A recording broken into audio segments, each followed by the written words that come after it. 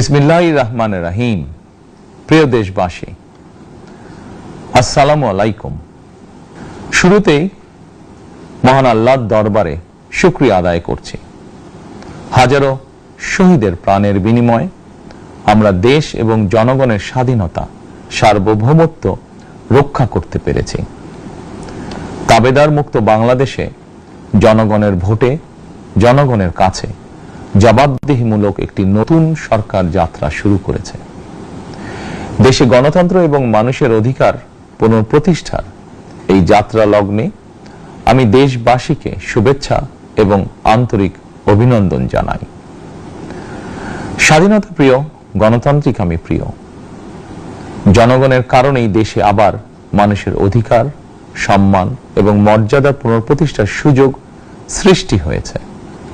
আমি দেশবাসীর উদ্দেশ্যে একটি বার্তা দিয়ে বলতে চাই, মুসলমান, হিন্দু, বৌদ্ধ, খ্রিস্টান তথা দল, মত, ধর্ম, বর্ণ নির্বিশেষে পাহাড়ে কিংবা সমতলে বসবাসকারী এই দেশ আমাদের সবার। প্রতিটি নাগরিকের জন্যই এই দেশকে আমরা একটি নিরাপদ ভূমিতে পরিণত করতে চাই। একটি স্বনির্ভর, নিরাপদ, মানবিক, গণতান্ত্রিক বাংলাদেশ প্রতিষ্ঠায় বিএনপি সরকারের লক্ষ্য। প্রিয় দেশবাসী, ফ্যাসিবাদের সময়কালে দুর্নীতি, দুঃশাসনে পর্যুদস্ত একটি ভঙ্গুর অর্থনীতি, দুর্বল শাসন কাঠামো আর অবনতিশীল আইন শৃঙ্খলা পরিস্থিতির মধ্য দিয়ে নতুন সরকার যাত্রা শুরু করেছে। আইন শৃঙ্খলা পরিস্থিতির উন্নয়ন এবং কঠোরভাবে দুর্নীতি নিয়ন্ত্রণের মাধ্যমে জনগণের মনে শান্তি, নিরাপত্তা ফিরিয়ে আনাই হচ্ছে আমাদের সরকারের প্রধান অগ্রাধিকার। সারা দেশে জুয়া এবং মাদকের বিস্তারকেও বর্তমান সরকার আইন শৃঙ্খলা অবনতির অন্যতম কারণ বলে চিহ্নিত করেছে। সুতরাং জুয়া এবং মাদক নিয়ন্ত্রণে আইন শৃঙ্খলা বাহিনী সব রকমের কঠোর পদক্ষেপ গ্রহণ করছে। জনজীবনে শান্তি ও নিরাপত্তা নিশ্চিত করতে সরকার সর্বোচ্চ উদ্যোগ গ্রহণ করছে। দেশের প্রতিটি সাংবিধানিক এবং সরকারি, বেসরকারি প্রতিষ্ঠান চলবে বিধিবদ্ধ নীতি নিয়মে। দলীয় কিংবা রাজনৈতিক প্রভাব, প্রতিপত্তি অথবা জোর জবরদস্তি নয়। আইনের শাসনই হবে রাষ্ট্র পরিচালনার শেষ কথা। প্রিয় দেশবাসী, আগামীকাল থেকে সারা দেশে শুরু হতে যাচ্ছে পবিত্র মাহে রমাদান। আমি দেশবাসীকে পবিত্র মাহে রমাদানের শুভেচ্ছা জানাই। রমাদান আত্মশুদ্ধির মাস। আমরা যদি আত্মশুদ্ধি শব্দটির মর্মার্থ উপলব্ধি করি, তাহলে এই মাসে মানুষের ভোগান্তি বাড়ার কথা নয়। যদিও আমাদের অনেকের মধ্যেই এই মাসটিকে ঘিরে ব্যবসায় অধিক মুনাফা লাভের প্রবণতা লক্ষণীয়। আপনাদের প্রতি আমার বিনীত আহ্বান, রমাদানের পবিত্রতা রক্ষার্থে এই মাসটিকে আপনারা ব্যবসা মুনাফা লাভের মাস হিসাবে পরিগণিত করবেন না। দ্রব্যমূল্য যাতে সাধারণ মানুষের নাগালের বাইরে না যায়, এ ব্যাপারে ব্যবসায়ীরা দয়া করে সতর্ক থাকবেন। হাজারো প্রাণের বিনিময়ে একটি মাফিয়া সিন্ডিকেটের পতন ঘটিয়ে রাষ্ট্র এবং সরকারের জনগণের অধিকার প্রতিষ্ঠার অঙ্গীকার নিয়েই আমরা রাষ্ট্র পরিচালনার দায়িত্ব গ্রহণ করেছি। বিএনপি সরকার সকল ক্ষেত্রেই অনাচার, অনিয়মের সকল সিন্ডিকেট ভেঙে দিতে বদ্ধপরিকর ইনশাআল্লাহ। ক্ষুদ্র, মাঝারি কিংবা ছোট বড় সকল ব্যবসায়ীদের প্রতি বর্তমান সরকারের দৃষ্টিভঙ্গি সহজ এবং স্পষ্ট। বর্তমান সরকার ব্যবসায়ী এবং ক্রেতা সাধারণ উভয় স্বার্থ রক্ষা করে প্রয়োজনীয় পদক্ষেপ গ্রহণ করতে চায়। সুতরাং সরকারের পক্ষ থেকে কি ধরনের উদ্যোগ গ্রহণ করলে বাজার পরিস্থিতি নিয়ন্ত্রণে থাকবে কিংবা ক্রেতা বিক্রেতা উভয়েরই স্বার্থ রক্ষা হবে, এ ব্যাপারে আপনাদের যে কোনো ধরনের পরামর্শ কিংবা অভিযোগ শুনতে সরকার প্রস্তুত। ক্রেতা বিক্রেতা গ্রহীতা এই সরকার সকলেরই সরকার। এই সরকার আপনাদেরই সরকার। আপনারাই ভোটের মাধ্যমে এই সরকারকে রাষ্ট্র পরিচালনার দায়িত্ব দিয়েছেন। আপনারাই এই সরকারের শক্তি। প্রিয় দেশবাসী, পবিত্র রমাদান মাসে রোজাদারগণ বিশেষ করে ইফতার, তারাবি, সেহরি এই সময়গুলোতে নিরবিচ্ছিন্নভাবে গ্যাস, পানি ও বিদ্যুৎ সরবরাহ পেতে চান। এই বিষয়টি নিশ্চিত করতে এরই মধ্যে আমি সংশ্লিষ্ট কর্তৃপক্ষকে নির্দেশনা দিয়েছি। অপচয় রোধ করে কৃচ্ছ্রতা সাধন প্রতিটি মুসলমানের ঈমানি দায়িত্ব। অফিস আদালতে বিনা প্রয়োজনে কিংবা প্রয়োজনের অতিরিক্ত গ্যাস, বিদ্যুৎ, পানি খরচের ব্যাপারে সচেতনতা অবলম্বন করাও ইবাদতেরই অংশ বলেই আমি মনে করি। দেশের সকল সরকারি বেসরকারি কর্মকর্তা কর্মচারী এবং জনসাধারণের প্রতি কৃচ্ছ্রতা সাধনের আহ্বান জানানোর আগে আমি সরকারের মন্ত্রী এবং বিএনপি সংসদ সদস্যদেরকে দিয়েই একটি দৃষ্টান্ত স্থাপন করতে চেয়েছি।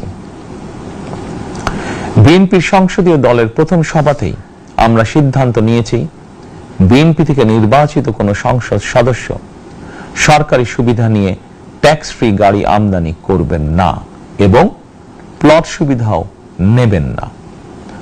আমি আপনাদের সামনে বলেছিলাম রাষ্ট্র পরিচালনার সুযোগ পেলে বিএনপি সরকার মহানবীর ন্যায়পরায়ণতার আদর্শ অনুসরণ করবে। আমি মনে করি বিএনপির সংসদীয় দলের এই সিদ্ধান্ত ন্যায়পরায়ণতার আদর্শেরই একটি অন্যতম প্রতিফলন। প্রিয় দেশবাসী, বিভাগীয় শহরগুলিতে বিশেষ করে রাজধানী ঢাকায় যানজট অত্যন্ত নিয়ন্ত্রণহীন। হাটে মাঠে ঘাটে, অফিস আদালতে জনগণের ভোগান্তির শেষ নেই। জনজীবনের নানা ক্ষেত্রে জনদুর্ভোগ লাঘব করা না গেলে জনমনে স্বস্তিও ফিরবে না।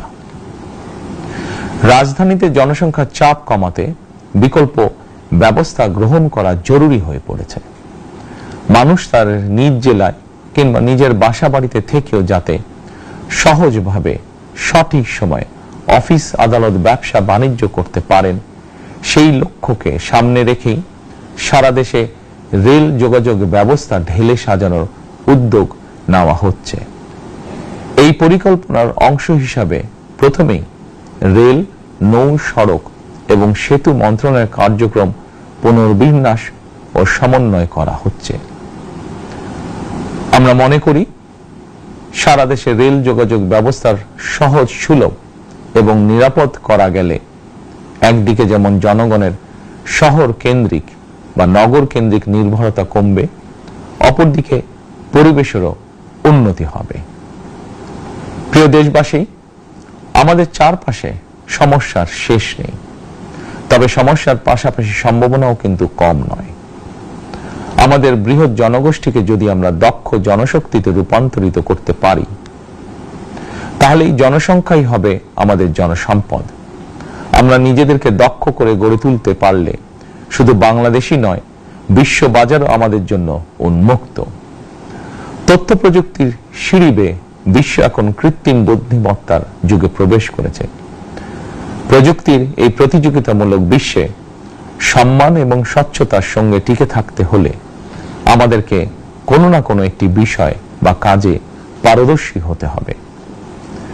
দেশের কোটি কোটি শিক্ষার্থী এবং তরুণ যুবশক্তির উদ্দেশ্যে বলতে চাই, মেধায়, জ্ঞানে, বিজ্ঞানে নিজেদেরকে যোগ্য করে গড়ে তোলার জন্য যত রকমের সহযোগিতা দেওয়া যায় সব রকমের সহযোগিতা দিতে বর্তমান সরকার প্রস্তুত। কর্মসংস্থান এবং কর্ম পরিবেশ নিশ্চিত করার সুনির্দিষ্ট অঙ্গীকার নিয়ে বর্তমান সরকার যাত্রা শুরু করেছে। প্রিয় দেশবাসী, দীর্ঘ 18 বছর পর দেশে ফিরে গত বছর 25শে ডিসেম্বর আমি বলেছিলাম দেশ এবং জনগণের জন্য আই হ্যাভ এ প্ল্যান। 12ই ফেব্রুয়ারি জাতীয় নির্বাচনের আগে দেশের বিভিন্ন স্থানে ঘুরে আমার প্ল্যান, পরিকল্পনার অনেক কিছু আমি আপনাদের সামনে তুলে ধরেছিলাম। আপনারা স্বাধীনতার ঘোষকের প্রতিষ্ঠিত দল বিএনপিকে ভোট দিয়ে রাষ্ট্র পরিচালনার দায়িত্ব দিয়েছেন, সকল পরিকল্পনা বাস্তবায়নের সুযোগ দিয়েছেন। এখন এই সুযোগকে কাজে লাগিয়ে সকল অঙ্গীকার পূরণ করার দায়িত্ব বিএনপি সরকারের। আমরা আমাদের পরিকল্পনা এবং প্রতিশ্রুতি বাস্তবায়নের কাজ শুরু করে দিয়েছি ইনশাআল্লাহ। অঙ্গীকার পূরণের এই যাত্রা পথে আমরা ভবিষ্যতের দিনগুলোতেও আপনাদের অব্যাহত সমর্থন প্রত্যাশা করি। প্রিয় দেশবাসী, সরকার প্রধান হিসাবে আমি দেশবাসীর উদ্দেশ্যে একটি বিষয়ে প্রতি দৃষ্টি আকর্ষণ করে বলতে চাই। নবগঠিত সরকার গঠনের সুযোগ দিতে যারা বিএনপিকে ভোট দিয়েছেন কিংবা দেননি অথবা কাউকেই ভোট দেননি, এই সরকারের প্রতি আপনাদের সবার সমান অধিকার। বিএনপি সরকার বিশ্বাস করে দল মত ধর্ম দর্শন যার যার, রাষ্ট্র সবার। এই দেশে এই রাষ্ট্রে একজন বাংলাদেশী হিসাবে আপনার আমার আমাদের প্রতিটি বাংলাদেশী নাগরিকের অধিকার সমান। প্রিয় দেশবাসী, আল্লাহ আমাদের সবাইকে নিরাপদ এবং সুস্থ রাখুন। আল্লাহ আমাদের সকলকে ইতিবাচক পরিকল্পনাগুলো বাস্তবায়নের তৌফিক দিন। পবিত্র রমাদান মাস শুরুর শুভ লগ্নে আল্লাহর দরবারে এই নিবেদন রেখে আমার বক্তব্য শেষ করছি। আল্লাহ হাফেজ। বাংলাদেশ